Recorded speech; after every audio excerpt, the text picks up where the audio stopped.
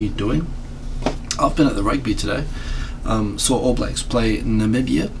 Was expected to be a comfortable win, and it was, but actually, kind of wasn't for the first half. They put on a good game, so congrats to Namibia on that. The All Blacks, however, pulled it together. The New Zealand rugby team, we got 11 tries, which is the most so far in the tournament. And it was a great game. So and it was actually good to get along. It was the only match in the tournament I got tickets for. They're pretty expensive, and I asked the lad which game he wanted to go to, or what sort of a game he wanted to see. And I asked if he wanted to see a high-scoring game or a close game, and he wanted to see a high-scoring game. And I think he got what he wanted. So everyone's pretty happy all around. And indeed, pretty decent indeed by Namibia. In fact, actually, they started to get a little bit injured and sore in the second half, so it's kind of understandable that they fell off a little bit. But certainly they played actually really well. They made some good breaks. Actually, they did some sort of slick passing. They sort of undid the New Zealand rugby team a couple of times, and credit to them for that. So it was actually a pretty good game. Good to see who's there in the chat. In fact, let me just ensure here as well that all messages are available. What was happening with that? The settings, I was just showing Top's chat on screen instead of live chat, so hopefully this is going to capture everybody. Anyway, let's see who's here in the comments. We've got Sergeant Bilko, all hands on deck. I don't know how Aussies like to make fun of New Zealand accent for the way that we say hands off my deck, but I think we say it normally, although I don't have that strong an accent anymore. Sergeant Bill, Mr. Cordy Chap, good to see you. Tokyo 503, indeed some good games this week, starting with, of course, the Ireland Japan game last week, but the Japan Samoa game was awesome. And yes, there have been a few other good games this week as well. We've got James Kelly, good to see you. Boom, indeed. Bald Billets, boy, boom, boom, boom. Let's go to Hiko's room. I can't think of it. I could keep doing the lyrics on that, but it would sound entirely inappropriate, so I'm just going to leave it there. Yes, we've got Quint Rankin, good to see you. Boom, indeed. Robert XXX001, good to see you. And the J-Vlog, salutations peeps, glad that you made it indeed. And good to see everybody there in the comments. Remember, as always, if you want to get my attention, I do have the comments open on the side here. So it looks like I'm looking at the comments like on the screen, but I'm actually looking at a second screen where if you do at Mark Kiko Simon, like Tokyo 503 and Sergeant Bilko did, it will pop up orange to me, which will make it stand out. And if you do that, I will stop the show, and I will answer your question. But in the meantime, I have topics. That's what I come prepared with, and that's what I can talk about. So hey, Tome Samurai, good to see you. You wore shorts to your date today and it went well. Well, I'll tell you what, if your date went well wearing shorts, that's meant to be. That's a life match right there. So congratulations on that, Tome Samurai, well done. Also, actually really good to see someone on Twitter who I understand occasionally lurks and watches the show, Rugby for All, a Kiwi guy who's into rugby, who's been in Japan for a long time. Actually, I think there's a bit of rugby journalism and whatnot, but it was actually very nice to say hello at the rugby today. And as always, it's kind of funny. You wander around, you see people. From when I used to play rugby, there's people around and whatnot. So actually had a really great time at Tobitaku Station at the Tokyo Stadium for the World Cup, and it was actually really, really well run. I guess that's what we'll talk about first, the Namibia versus All Blacks game today. I remember a few years ago when they had the first Bledisloe match at the Kokuritsu Kyogijo at the National Stadium, and Tome Samurai, that reminds me of an Aussie joke, which I'll get to. If I don't say it, remind me the joke about the going on a date with speedos. Anyway, the game that I went to a few years ago, I remember what everyone was talking about, how please make sure there's enough beer, because they'd done Bledisloe Cup matches and a few demonstration international matches a couple of times, and every time what had happened was, including the time that I was there, I was in pre-match going downstairs to go get a beer, to get in the line for beer. And it was. I was very fortunate, as happens in Japan, that there are so many sort of rugby legends who are now playing rugby in sort of quasi-retirement in Japan. I happened to be in the line with Joe Rolfe, who was former, recent Wallabies fullback, so great rugby player, even if he played for the Wallabies. And we were in line together for beer, and this line was an enormous line. It took, we were there for 1.5 hours, and we actually got to have a great chat. I've been in a similar circumstance with John Gregan actually as well. Got to have a great chat with him. It was having a good chat, 1.5 hours, almost got to the front of the queue to get my beer before the kickoff, and they ran out of beer before the kickoff, before the game started. The stadium ran out of beer. No halftime entertainment, no crowd control. And I remember thinking, as much as I thought when Japan declared that they were going to get more tourists, and I said, yeah, that'll be the day. Same when they were going for the World Cup, I was like, this is going to be a disaster, they don't know how to run a rugby game. And I gotta say, the administration of the World Cup, they've also got help and whatnot in, but I think they've done a really great job with the event. The halftime karaoke, the shops, the drinks. The one thing they did not have a problem with was volume of beer or access to beer. I guess having Heineken as a sponsor helped. That was a good thing. Even the food and stuff, it wasn't that bad. The shops were a little bit understocked, and a little bit, the lines were too long, and I was there ready to spend a lot of money on getting souvenirs and stuff. Actually, I got this shirt today.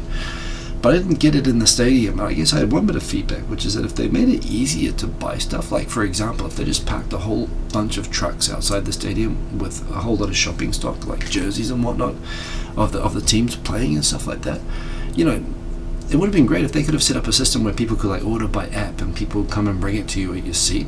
They could have sold tons of stuff and made heaps of money. I would have spent. And the thing was as well, the stadium today had more than 48,000 people, which I think they extended Eden Park in Auckland, New Zealand for the World Cup. But typically that only holds 42,000 people. So I was at a packed stadium for a New Zealand-Namibia game, bigger than any game I've ever seen in New Zealand, in Tokyo. And it was all Japanese people, and all the Japanese people were wearing brand new World Cup All Blacks jerseys, which are expensive.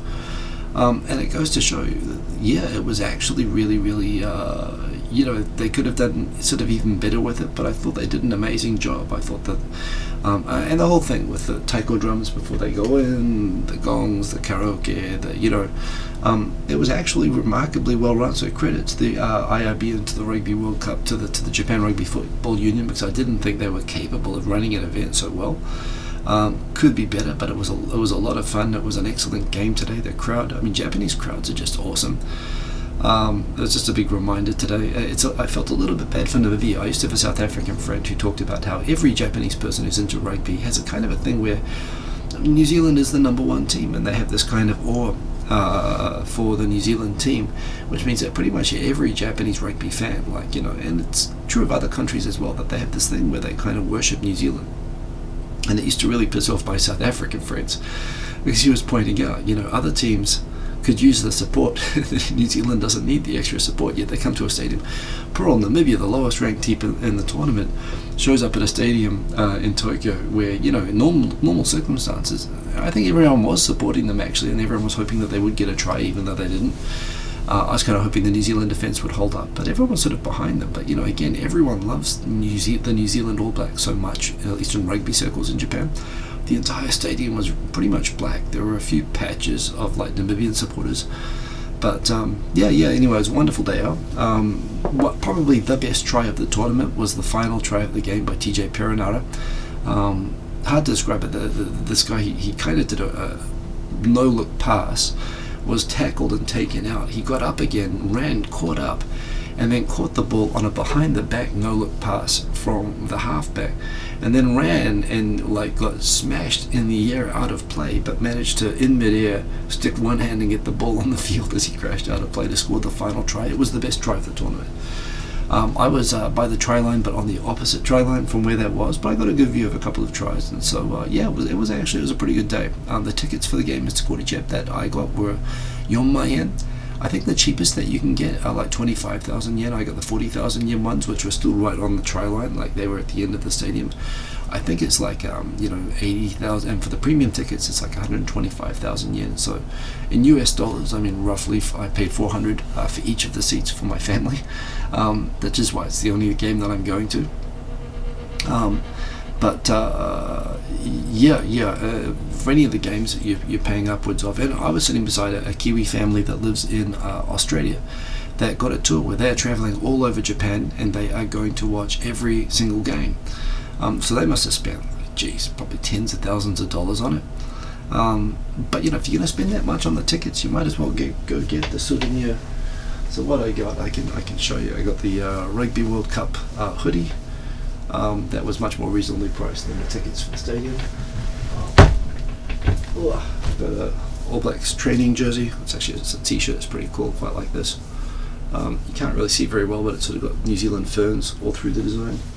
I've got a pretty cool cap around here somewhere, which I can't see immediately, and I'm not going to search around for it. But yeah, got some cool stuff. The lad got a replica Japan jersey that was pretty cool, and a rugby ball. So we're all pretty happy with it anyway. So look. Good job IRB so far. The World Cup is awesome so far, actually. Japan, of course, huge game this week. If you only watch one game, there'll be a few games like this, but I think the Japan-Scotland game is going to be really great. Assuming that Japan was going to lose to Ireland, I didn't see how they could beat Ireland. To me, the whole World Cup was building for Japan up to the Scotland game. And the point is, although Japan beat Ireland, and so you'd think, if they beat Ireland, they can beat Scotland. Well, Ireland's sort of on the down and Scotland's on the up. It's going to be just about as difficult as each other, actually.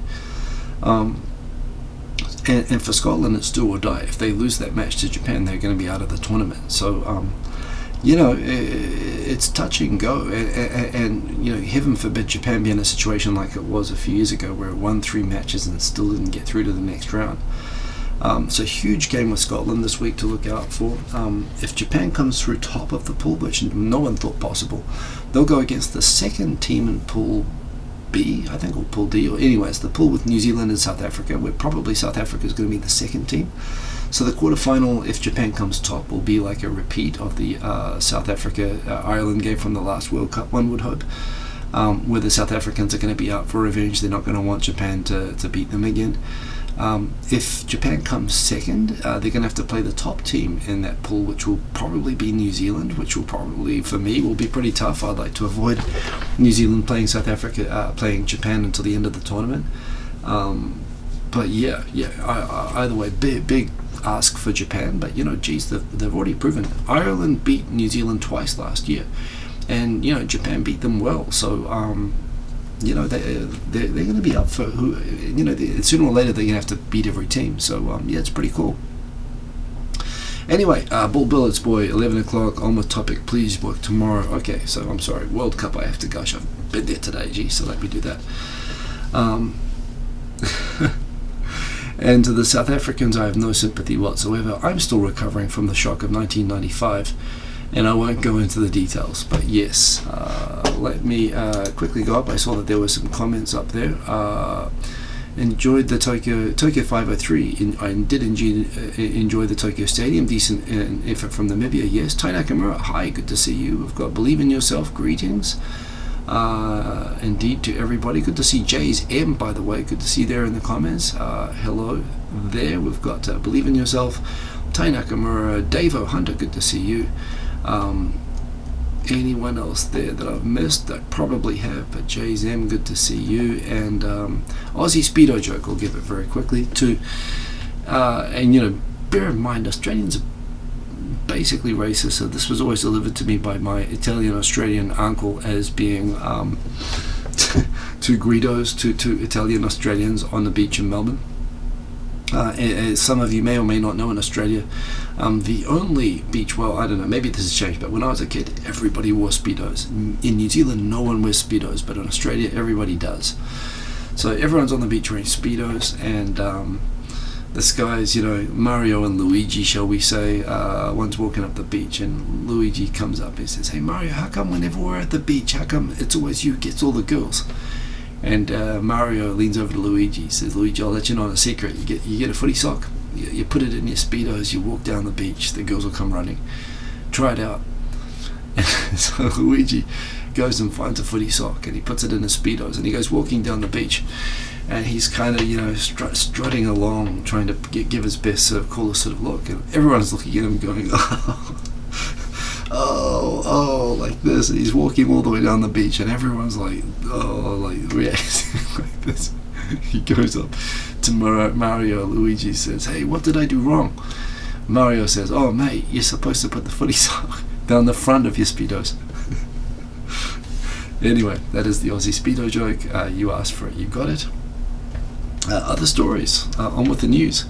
For Hong Kong, apart from the fact that I thought these were Wookiees to begin with, yeah, won't go into more about Australia. I love Australia. Half my family's Australian. All good. But yes, so now that they've banned masks in Hong Kong, people are doing crazy shit like this. Coming back to the point there. Again, won't go deep on Hong Kong this week, but shit has gotten kind of crazy. 2 times now people have been shot. A 14-year-old yesterday and an 18-year-old, I believe, a few days ago.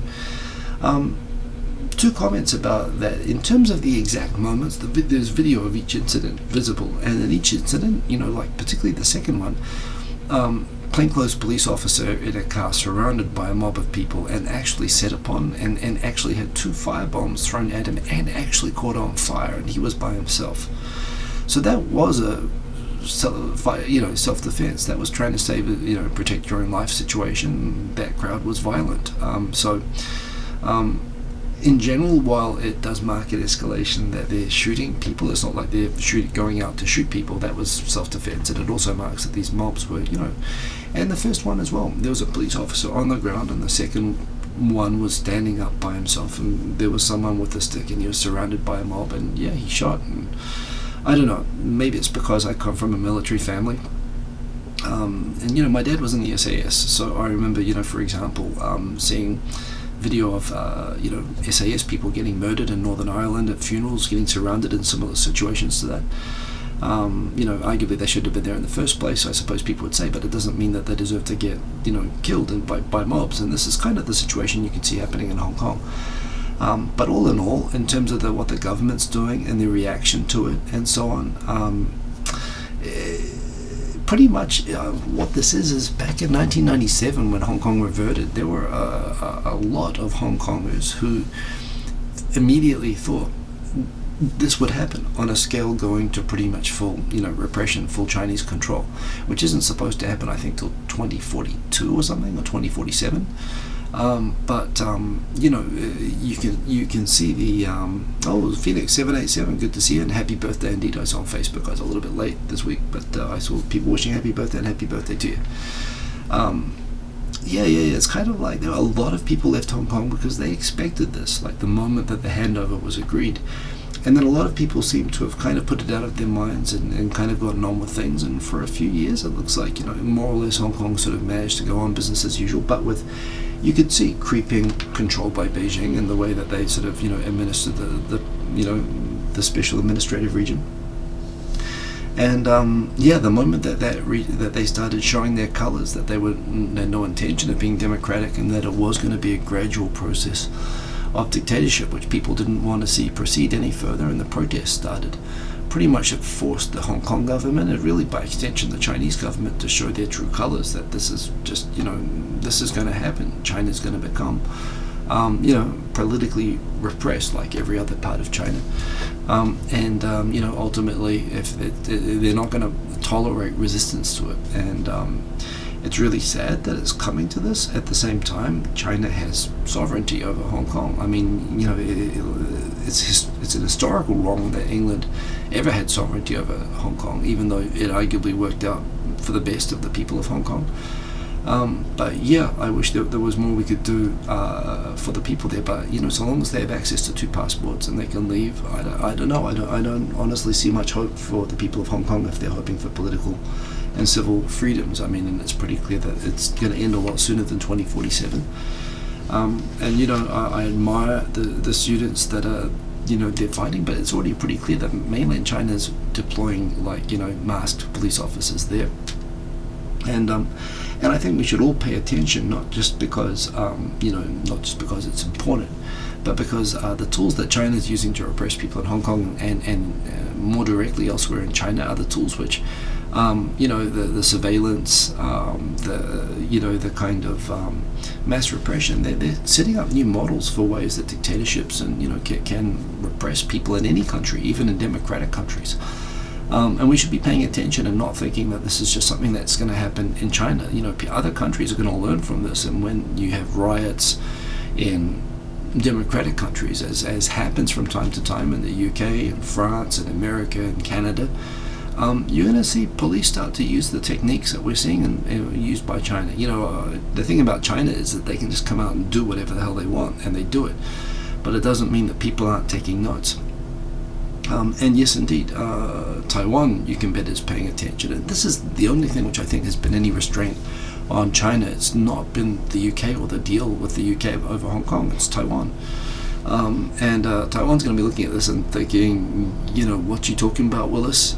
Pretty much. Well, Phoenix 787, what's a rogue state? Actually, America uses a lot of the same. What's more rogue? Honestly, by a lot of measures, most of the world is going to hell right now. But yes, China is not just it's not just a rogue state, and it's not just another people's problem. It's actually, this is stuff that we should be guarded about, that our own governments are going to be doing to us as well. But solidarity with the people in Hong Kong, at least trying for very reasonable requests for normal civil and democratic rights. But I can't see it getting better personally. So yes, that's a shame. This was an interesting tweet this week. Phoenix 787. I could get into an argument. I won't. It'd be argumentative, but does America not brutalize its own people, especially its own minorities? And do they give a crap about the UN? This is LA riots and stuff like that. I suppose. And this is my point. What's happening in China is scary, but don't think about it as China's problem. You should be looking at this and thinking, could this happen in England? Could this happen in America? Could this happen in Australia or New Zealand? And believe me, it can. There's nothing much you can do about them. So anyway, this was an interesting tweet. This person, so the tweet is written there in Japanese, but apparently he's a Pakistani born and has Japanese citizenship. He says, I am a Japanese of Pakistani origin. My nationality is Japanese. Even with this face, I am Japanese. Shokushisu ni kyorokishimasu. I think that's talking about, I cooperate with questions, being asked by police if they ask me questions. However, 最初から 在留カードは passport は however, when police come up and tell him straight off the bat, show us your foreign residence card or your passport, and if you don't have it, we have to arrest you, straight off the bat, it makes him feel pretty crappy. When people ask him, they should be asking for proof of identification rather than immediately proof of his passport or a foreign residence card. Even with this face, I'm still a Japanese person. Interesting case actually, and it's been retweeted a lot this week.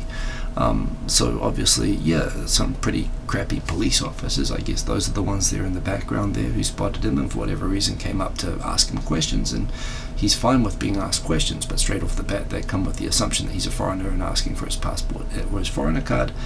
And it's pretty increasingly common, certainly for half Japanese or for naturalized Japanese to be in Japan. And to threaten to arrest people just for looking foreign is something, obviously still happens. The flip side of this is, it's so yes, racial profiling exists everywhere and people are idiots, and this is true.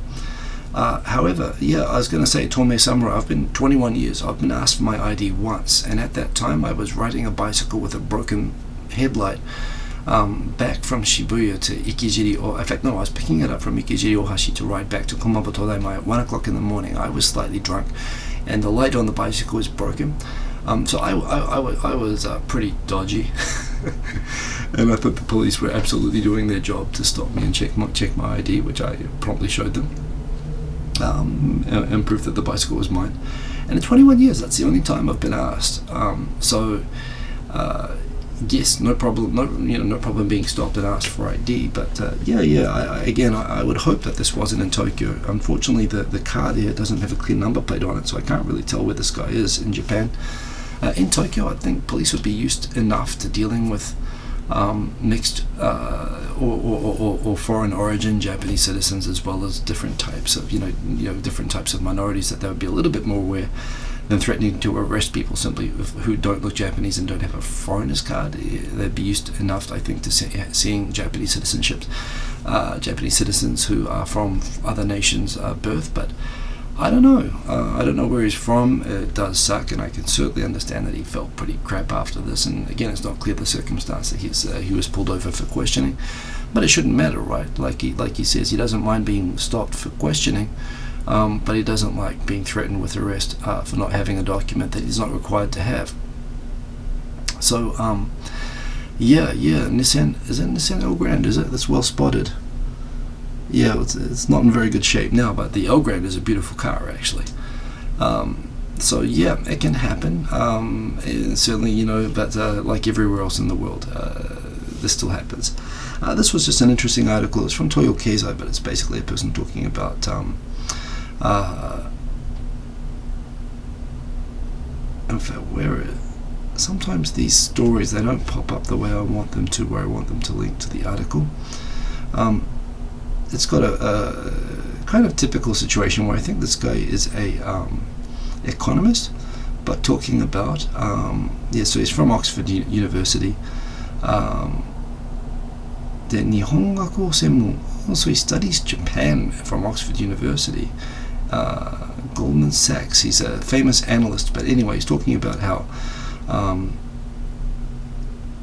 certainly この法律が日本の生産性低すぎる国にした blaming a particular law for Japan's low productivity. My general comment about this is actually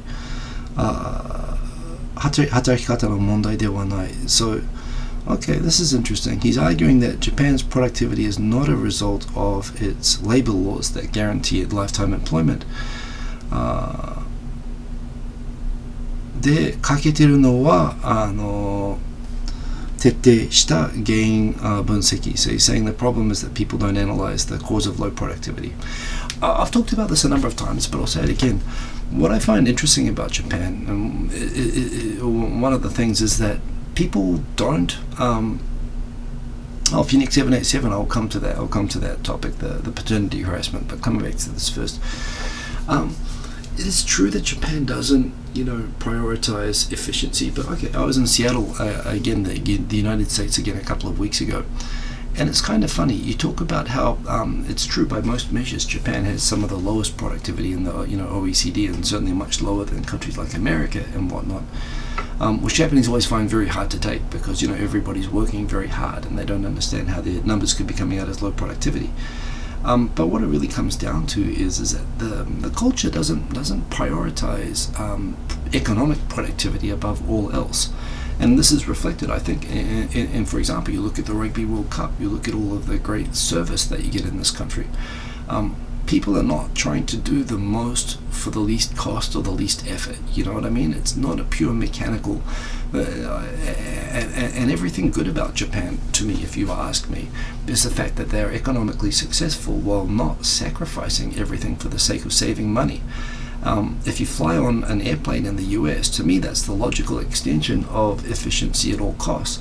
You get more and more people getting crammed into smaller seats, having shittier food at higher prices, getting delayed and refunded with, or whatever, without getting refunds because the having planes breaking down because they're trying to run on the leanest sort of maintenance models possible. When you have a society where everything is geared towards forcing people to work 2 or 3 jobs, to have crushing debt, to again force people to work to pay it off. These are societies that produce high efficiencies, right? They produce societies where people will not be earning much in the way of wages and working their asses off, and the economy is producing a lot at low cost.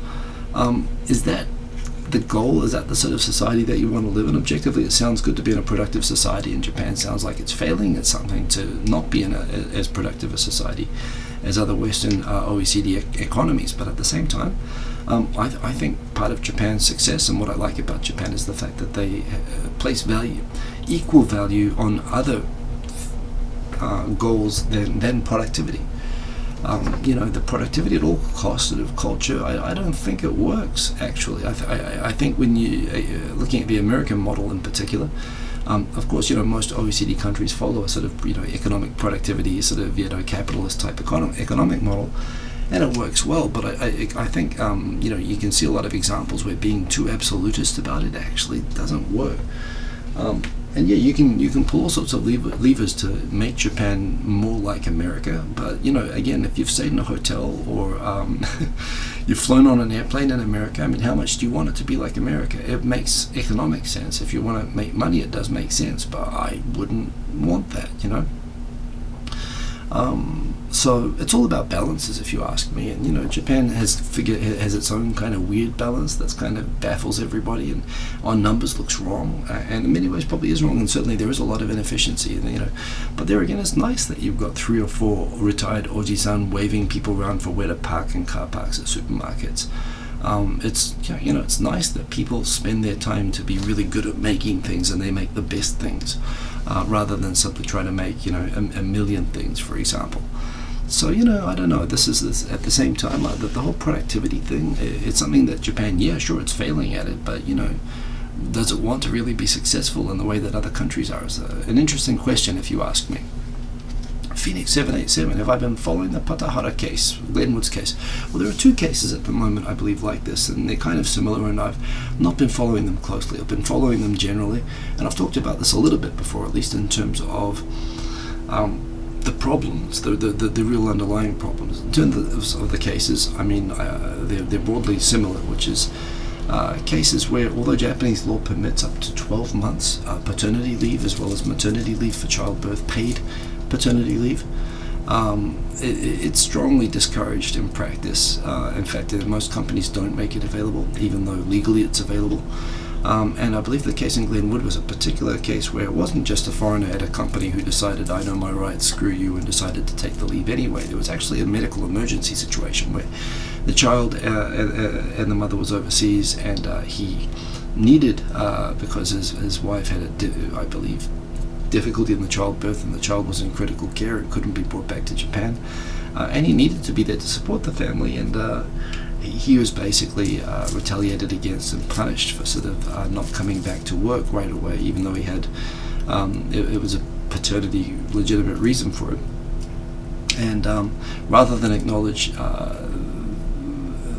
that it was, he seems to have documented pretty well to the extent he's comfortable going to court, that although the company later said that he was showing poor performance and had all of these problems, he's got pretty well documented evidence to the contrary, and he's saying that straight up this was just the company trying to harass him to leave because they didn't want to pay his wages while he was tending to the health of his wife and son.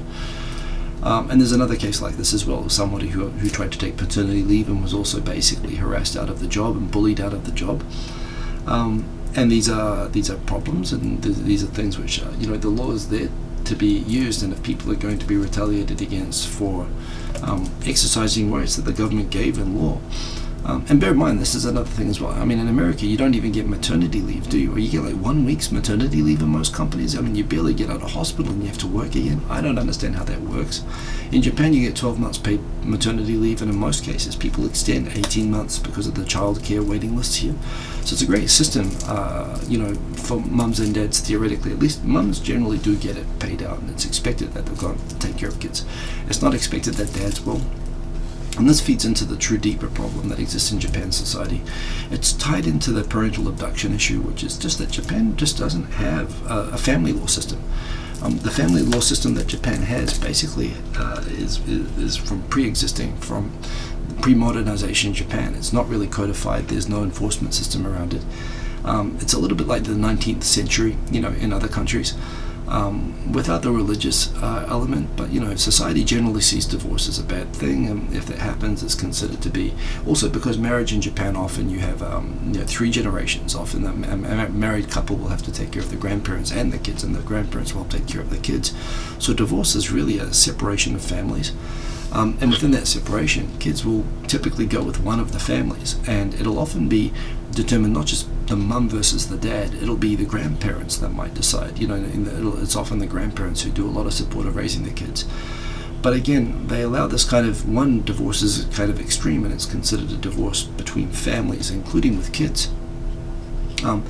And yeah, there's no custom, there's no concept of custody, there's no concept of, and generally speaking, in most cases where at least the mother is around, there is a strong preference or presumption that the kid will go with the mother, but there's no visitation rights, there's no access, there's no joint custody concept in Japan. And even if there was, and even where Japan agrees to enforce joint custody agreements from other countries, the family law system in Japan doesn't have any enforcement mechanism. There's no bailiffs who will go and help enforce this.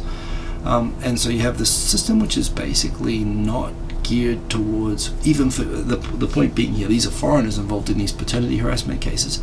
But it's the same for Japanese people. Particularly if you're a Japanese guy,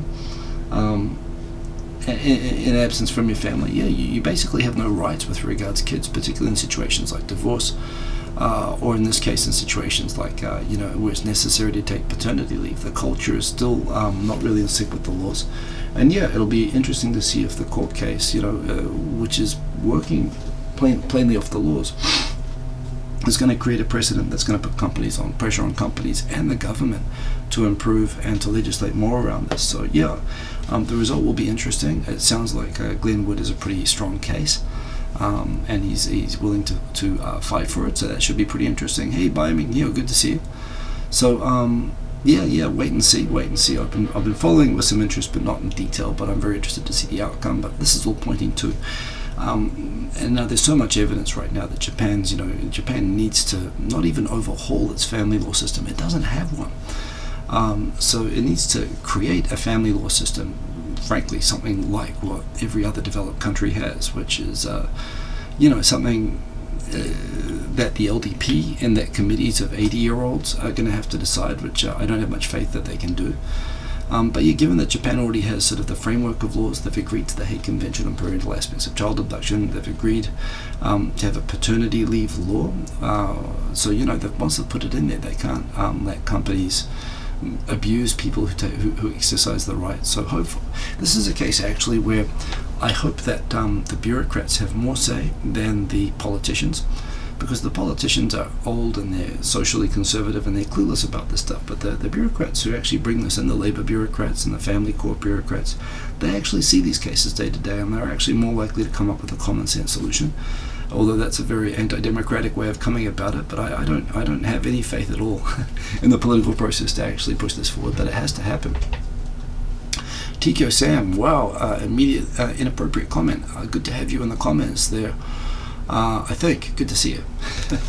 So that is that story anyway. So Mount it's that time of year now where we've just had summer where it's like hazy for like 3 or 4 months and you can't see Mount Fuji the whole time. We had some rain the other day. It's just getting into today. It was beautiful and cool, and this means that we're about to get into the period where you'll be able to see Mount Fuji every day. And it was the first time I'd seen it for ages, so I took a photo. It looked very nice. It was actually after a storm, so it was kind of weird colours, and I thought I'm going to take a photo of that, and that looks very, very nice there. What's the best part of Tokyo to live in and why? So a survey of Japanese people living in Tokyo took a survey of what they considered the best neighborhoods that people most want to live in Tokyo. And there's some interesting choices, and if you're considering living in Tokyo, I'll give some of my additional suggestions. But these are the suggestions. I'm curious if people know Tokyo, what you consider the best neighborhoods in Tokyo are. Please feel free to leave in the comments what your suggestions are. But let's go into the top 6 picks.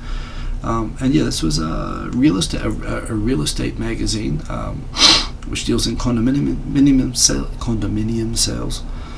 Surveyed 2,896 people, got responses from that many people, and here they are. Futako Tamagawa, western Tokyo by the river. Really nice housing area, really nice sort of shopping. The river's great for barbecuing and all sorts of stuff. It's actually where I would like to live. The reason I didn't move there with my son going into school is they've got, I believe, they don't have free healthcare for kids, which you have in some parts of central Tokyo. That was part of it.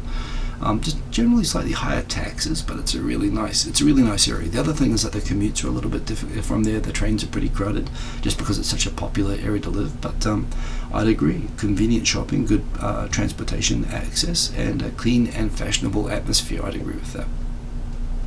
Jordan Peterson, good to see you. And yes, more inappropriate comments, not comfortable raising hand. Kichijoji was the first place I ever had a job in Japan. I taught English there while I was actually working at a patent law firm during the day, but I believe I started working at the Eikaiwa at Kichijoji first. Great location, great shopping. Yeah, again, western suburbs, but really close to Shinjuku. And it's a place where you can really live there and not need to leave very often either. It's got everything there, so big fan of Kichijoji. Also just a great place to just go out for the day if you live anywhere else in Tokyo. So number 5, yeah, I'm definitely there.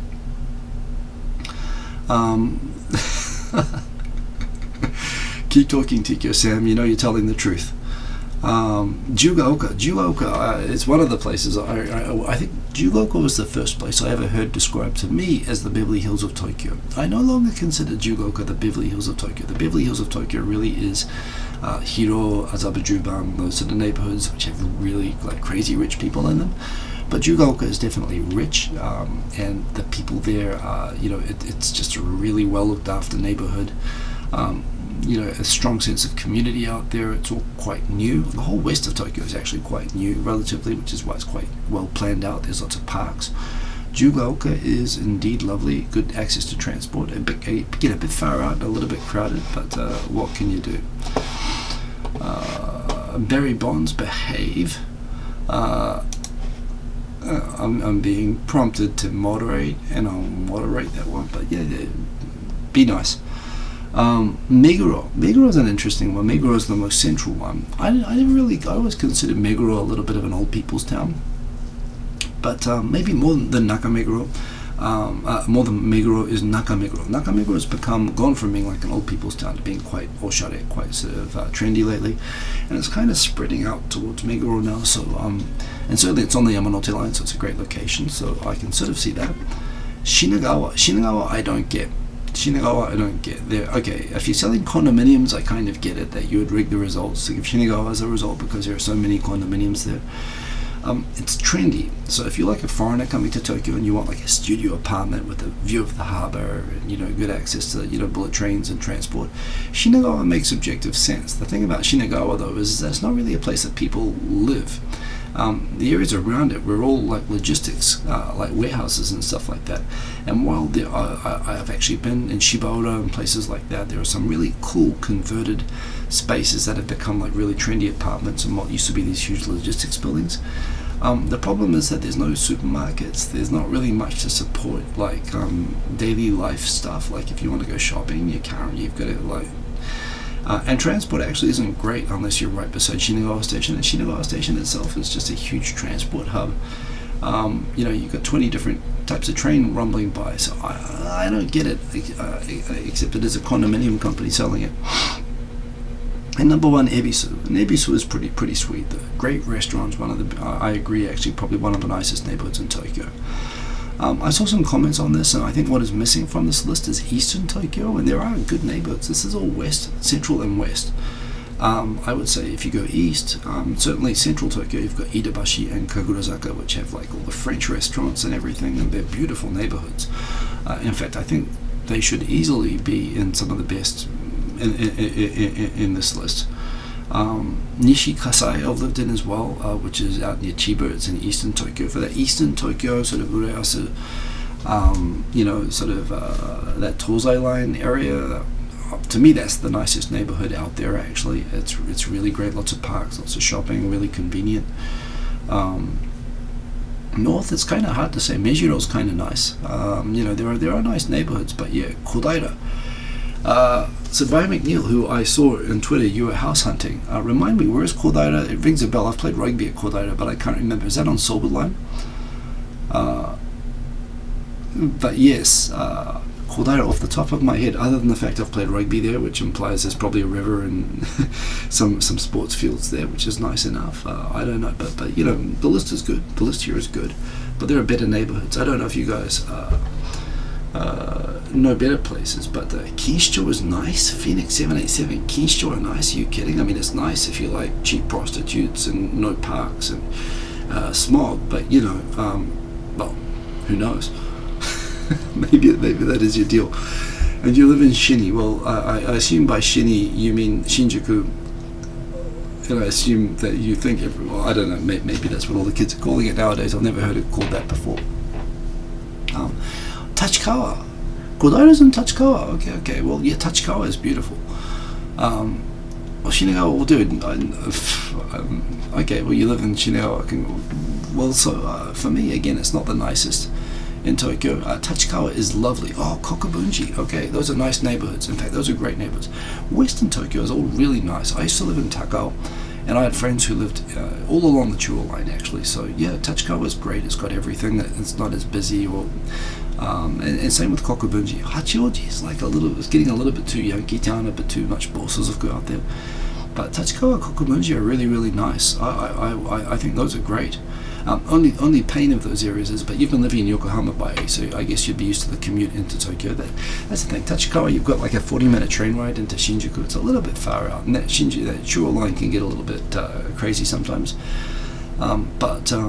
Yeah, I mean, the Chuo line is really convenient. You've got Kichijoji, you've got all these great stops along the way there too. You don't even have to go all the way into Tokyo most of the time. And those are good neighborhoods, actually. Tachikawa, Kokubunji are really good neighborhoods. And if I was going to get like a house, maybe more than an apartment, you can get a really nice house out that way. Yeah, that's where I started out in Tokyo, actually. So those are really nice areas. But yeah. Yes,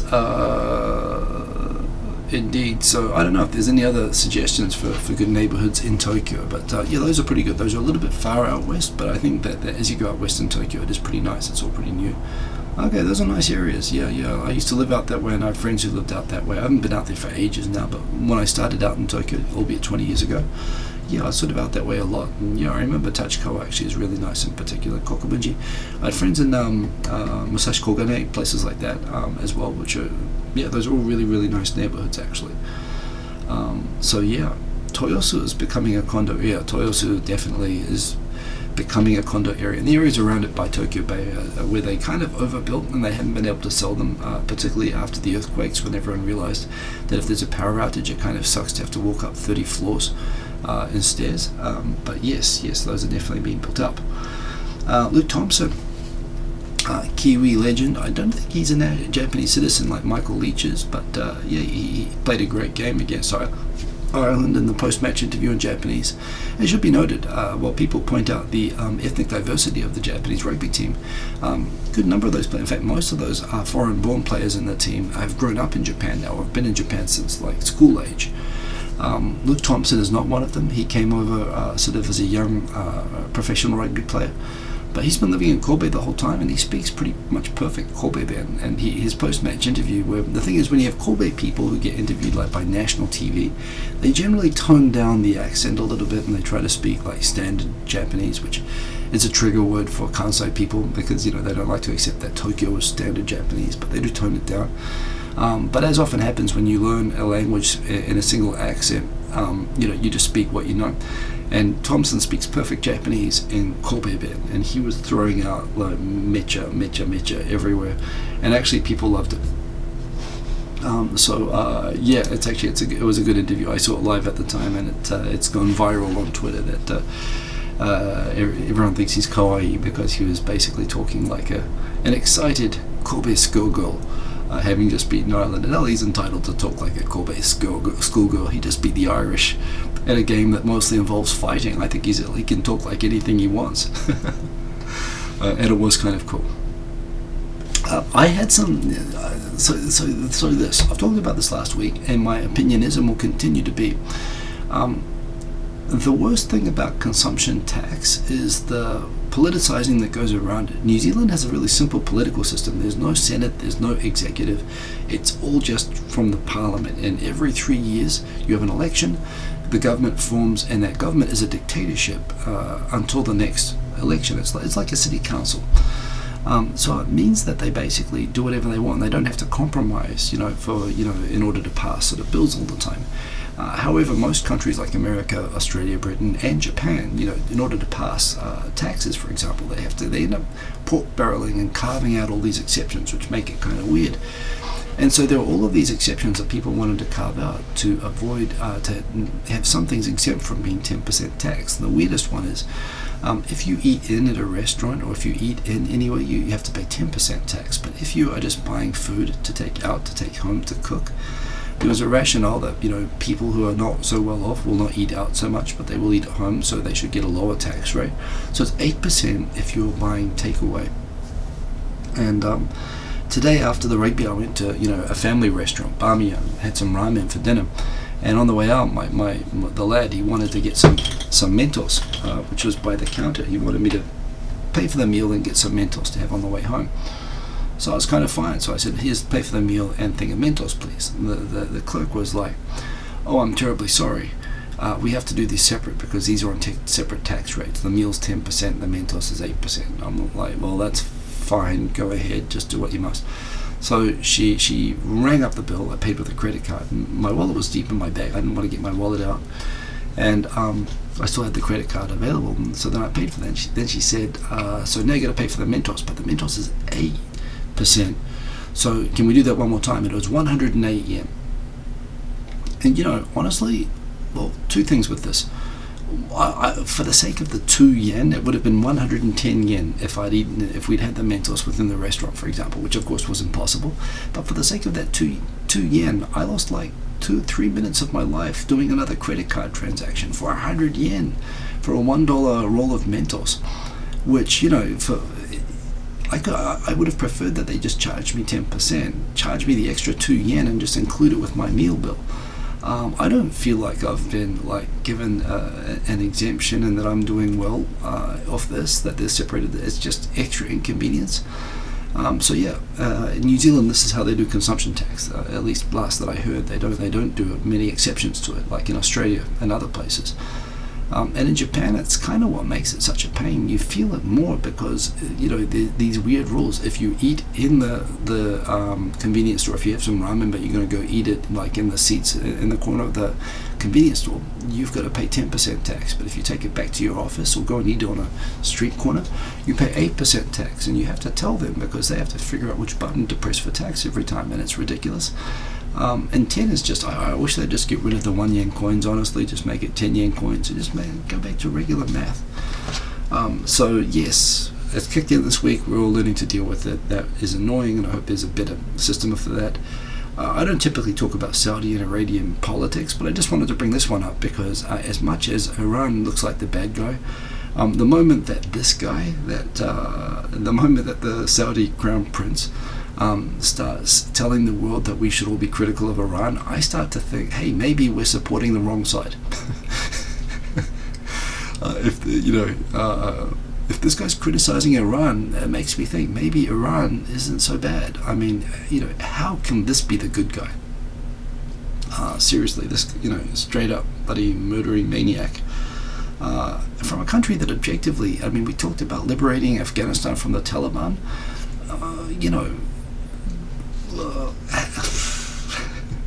Anyway, I saw this and I was slightly triggered this week, and that's all that I want to say about that. This was kind of interesting that a Japanese writer who is apparently has a German girlfriend, I believe, and was talking about summer vacation memories and how he through his summer vacation as a kid, he told his foreign girlfriend or wife that he spent the whole time doing homework. As all Japanese do, as my own son does, which I find hard to believe, but he does. And the German wife sort of said, "Oh, that doesn't sound like much of a vacation." And he got culture shock because he realized for the first time, oh yeah, that's right, their vacations suck. They have to work the whole time, and they do. Something I've been dealing with myself, and I know that my kid's going to Japanese school and he's got to get used to it, and this is how the whole society works. And it's kind of partly why Japanese have a great work ethic. If they're not economically productive or efficient, they do have a great work ethic, right? They are working all the time. And it kind of sucks because I'm sure I would have been crushed growing up in the system, and my lad is struggling with it as well. He's tired, doesn't want to do homework, he's on vacation. What's the point of vacation if you're doing homework all the time? But they do it, and it sucks. I mean, Baya's there in the comments. I don't know what you think about all the kids having to do homework all through the vacations. But I feel for my lad, actually. And I don't know, part of me wants to rescue him from it, but part of me thinks we're living in Japan, so, you got to deal with it. So it's kind of tough. The J-Vlog, convenience stores do the same. Well, this is what I was talking about. Couldn't split the bill for part card and part cash, and then you have the transaction charges, which is ridiculous. Couldn't rank it. That's an ongoing religious thing. I'm not sure what you mean exactly about that, but yeah. With the homework thing, it's just crazy. Tico Sam tells me to stop dodging the question. Let's show this. Taxes are a big problem, but rest assured that Hiko is indeed an intelligent who knows that Wu-Tang Clan ain't nothing to fuck with. By the way, I don't know if you guys have seen, there is a fantastic interview with Wu-Tang Clan and the obscure Chinese movie references in their rap music. That was like a 3-series interview with them, where they actually break down all of the references from all of their rap albums.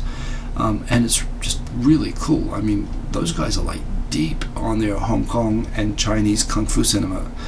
As you'd expect, they're basically their entire rapping careers around it, but really good. Go YouTube, Google on YouTube for Wu-Tang Clan Chinese movie references or whatever, kung fu movie references. I think it's done by Wired Magazine. Anyway, it's amazing.